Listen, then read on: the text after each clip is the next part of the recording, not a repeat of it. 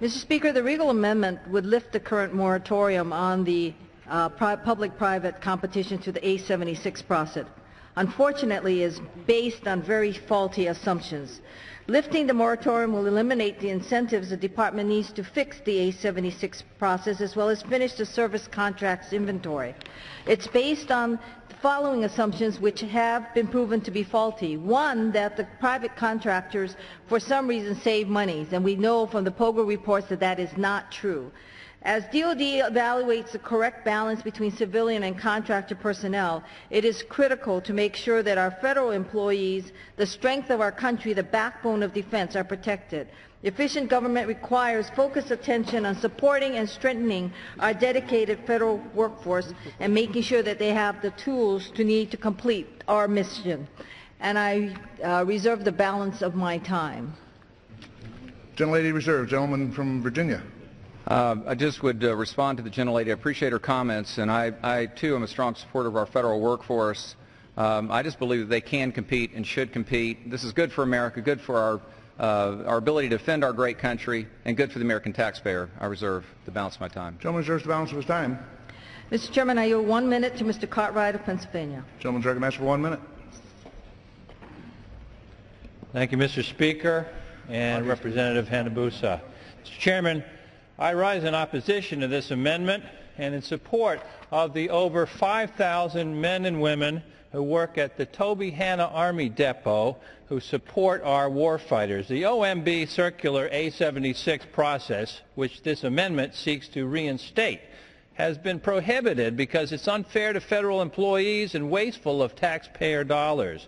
The OMB and the Pentagon, who have historically been the biggest boosters of this process, both acknowledge that A76 is flawed and they oppose its revival. The DoD acknowledges it's still improving its statutorily required improvements, and it would be rash for us to jump past their internal procedures for improvement. Lifting the moratorium would eliminate the incentives the department needs to fix the A76 process, and we would not be doing our jobs if we rushed to allow a flawed procedure to lay off our dedicated civilian workforce and, in many cases, hurt the taxpayers in the process.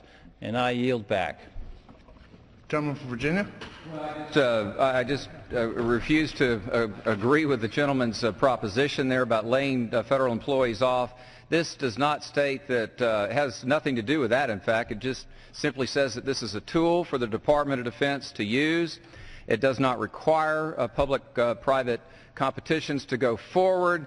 I just believe in the federal worker. I believe in the free market as well, that competition is a good thing, and it needs to be introduced because this is how we will make our defense dollars go as far as they can possibly go. I see this as a duty to the American people to advance this amendment. I ask my colleagues to support it.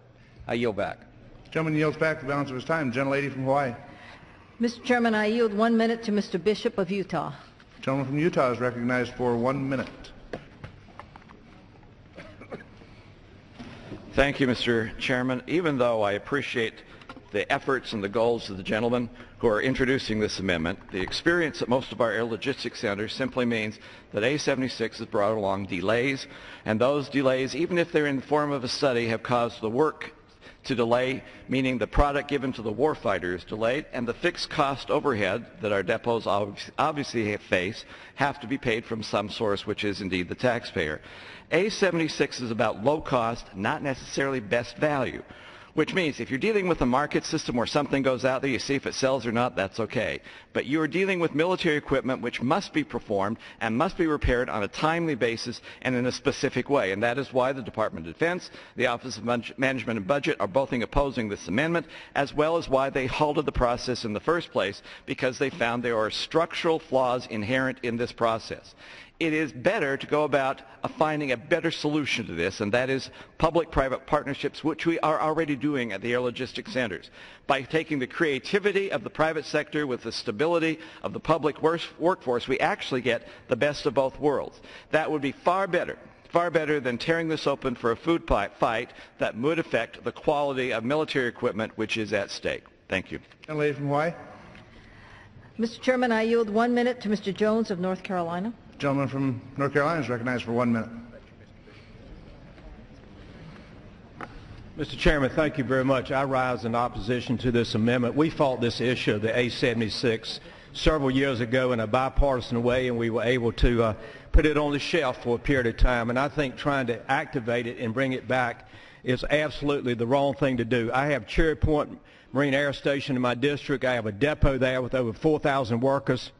They pick up and go overseas and fight these wars in Afghanistan and Iraq, leave their families back home and stand right there with the warfighter. We need to kill this amendment because it is opposed by the OMB, by the DOD, and there is no reason to reactivate the A-76. It should be dead and buried. Thank you. I yield back the balance of my time. Gentlelady from Hawaii. Of Utah? Gentleman from Utah is recognized for 1 minute. Thank you, Mr. Speaker. I had the honor of serving as a B-1 pilot in the United States Air Force for 14 years. My last assignment was working as a liaison between Air Force and a multitude of private contractors. And because of this, I saw firsthand the struggles that the military had in successfully implementing A-76 contract requirements. I saw it lead to a slowdown in work that was being performed and in some cases actual complete work stoppage. As a conservative, and I want to be clear on this, I have always supported free markets and open competition.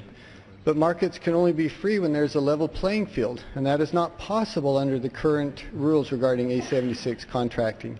Neither the military nor the private contractors are well served by a flawed process that leads to a flawed result, which is the reason why the Department of Defense has spoken out so strongly against this amendment. The Department appreciates the value of A-76 public-private competition as a tool to help the Department's workforce, and I do as well. However, the Department has also identified a number of improvements and policy changes that could lead to implementation before the moratorium is removed. The Department is working hard to put these processes in place. Let's give them a little more time to do that. And I yield back my time. Gentlelady from Hawaii has 30 seconds remaining. Thank you, Mr. Chairman, and I will claim the 30 seconds. Mr. Speaker, it is faulty to assume when the Department of Defense has not resolved long-standing problems in the 86 process that have been identified, the DAO and the DOD, that this is the way to proceed. We must keep that moratorium on until we are certain that, in fact, this is in the best interest of the people of our great nation. And I yield back the balance of my time. Gentlelady yields back the balance of her time.